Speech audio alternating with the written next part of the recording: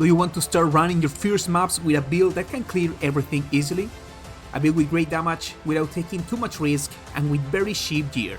We will also be somewhat tanky, and I promise you will feel your progress. In this video we will get straight to the point with simple explanations, showing you only what's essential so you can just copy and paste. I'm talking about the skill tree, the gear, and the abilities. Do you want to take your builds to the next level? Let's go with the video.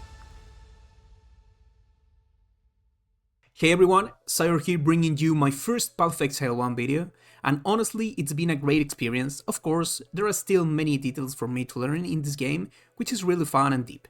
But today we are going straight to the point. We will take a look at HIEROPHANT build that I love, because for starting out in early maps, it feels extremely solid in every way. In this build we will use two key gems that will be essential to start smashing through your first maps. These are Spell Totem Support and a Storm Burst. The build has enough DPS and solid defenses since we keep our distance and don't take many risks during the fights. But like I said before, everything revolves around these two gems, a Spell Totem Support and a Storm Burst. We'll start talking about the chest piece, which is the first thing I did invest in to begin early mapping. When it comes to affixes, prioritize resistances, maximum life, and mana if needed.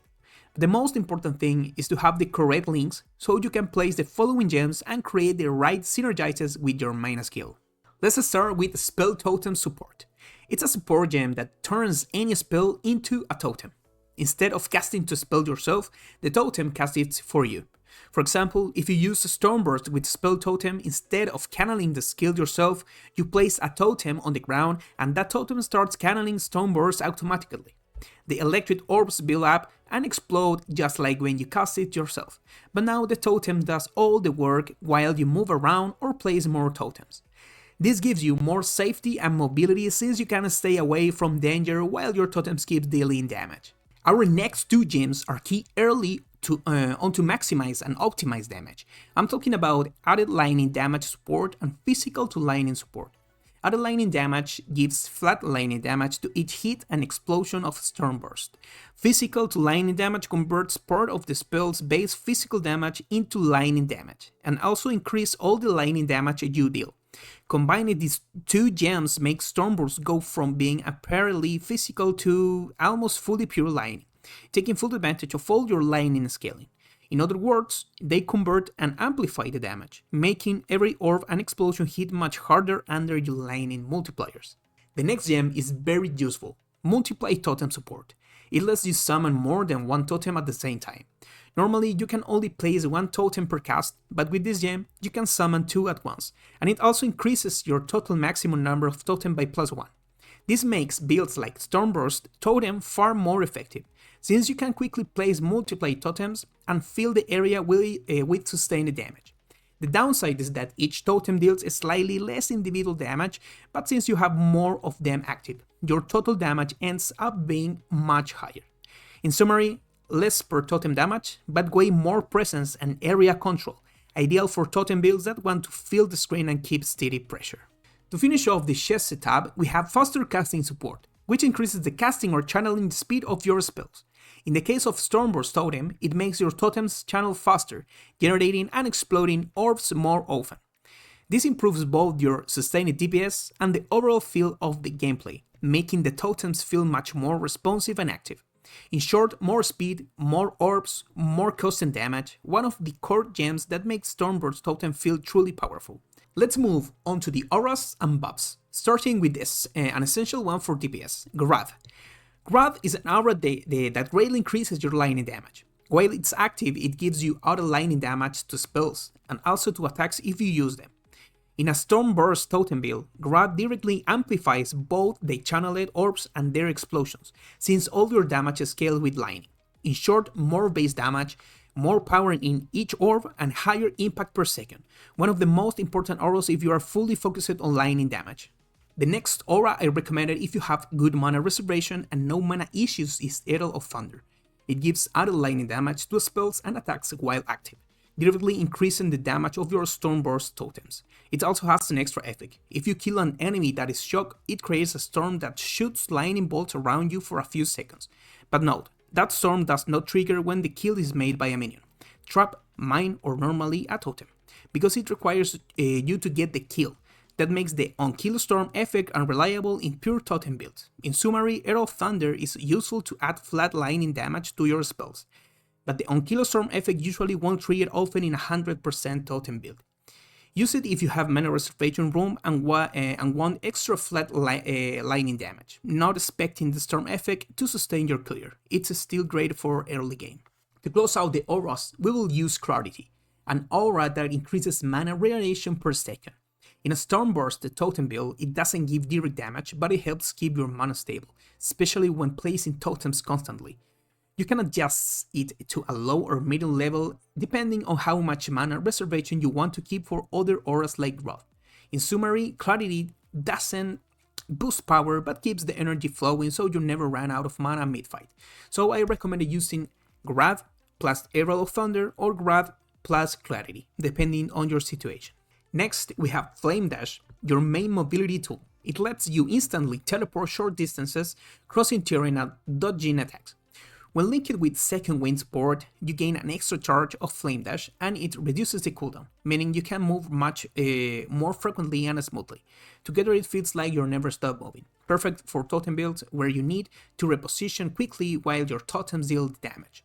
In short, Flame Dash plus Second Wind equal extremely mobility. Ideal for dodging, escaping, or always staying one step ahead. We also use Conductivity, a lightning curse that reduces enemies' lightning resistance and increases the chance to apply shock. When used with Stormburst totems, enemies take much more lightning damage from all your orbs and explosions since your totems scale entirely with that damage type. You can cast it manually or automate it with items or autocast stops. In summary, Conductivity amplifies all your lightning damage, making your totems melt enemies much faster. Lastly, we will use Summon Lightning Golem, which summons a lightning golem that fights by your side and casts electric bolts at enemies. But its real value isn't in this damage. It's in the buff it gives you while it's alive. It grants increased cast speed and a small lightning damage bonus. In a Stormburst totem build, this means your totems channel faster and explode more often, boosting your total DPS and combat flow. In short, Lightning Golem isn't damage dealer, it's a living support that increases your speed and lightning power while it follows you.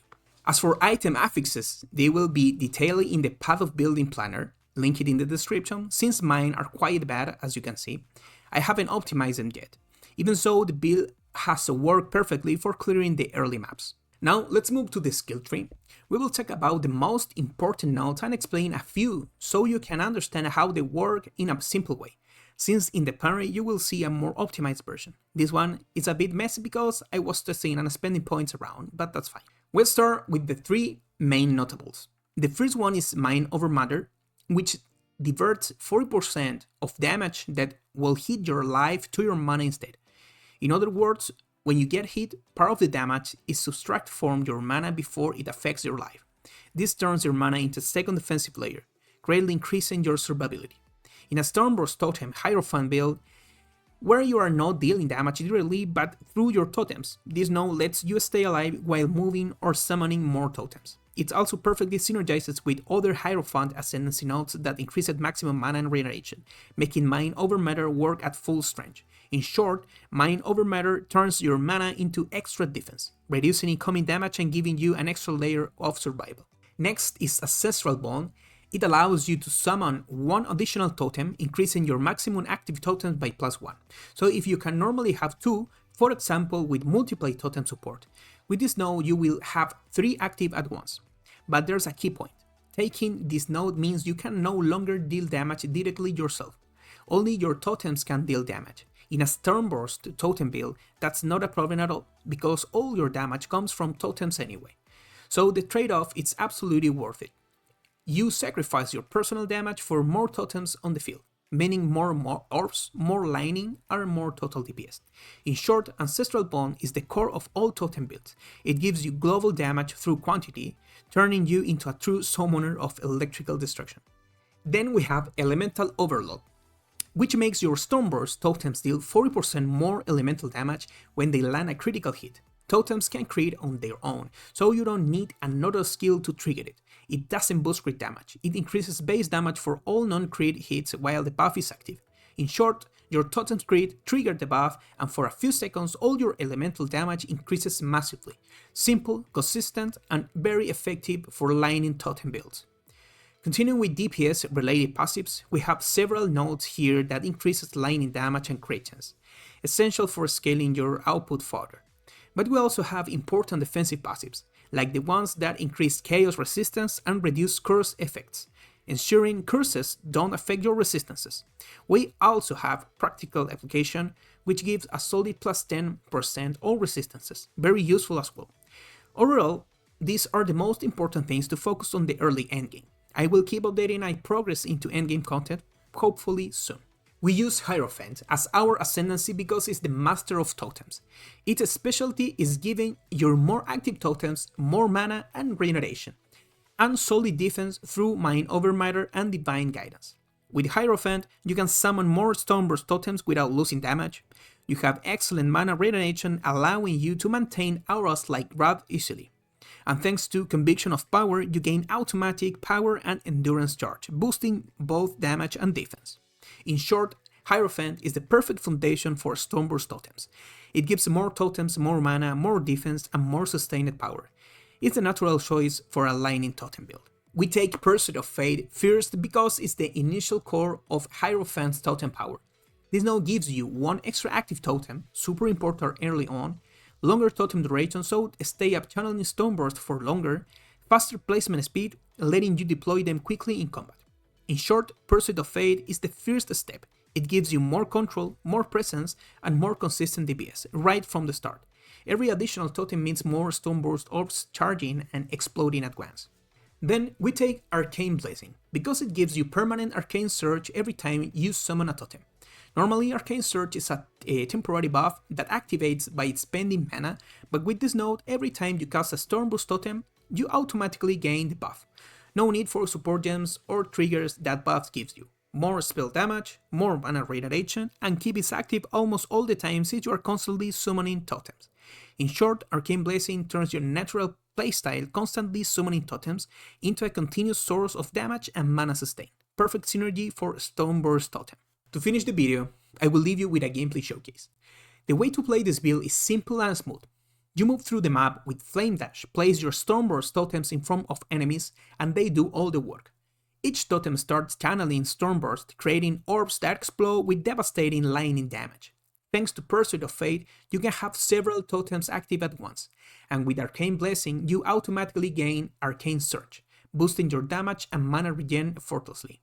Auras like Wrath and Arrow of Thunder amplify your power even more, while Conductivity weakens enemies. In short, just move forward, place your totems, and watch the battlefield filled with lightning explosions.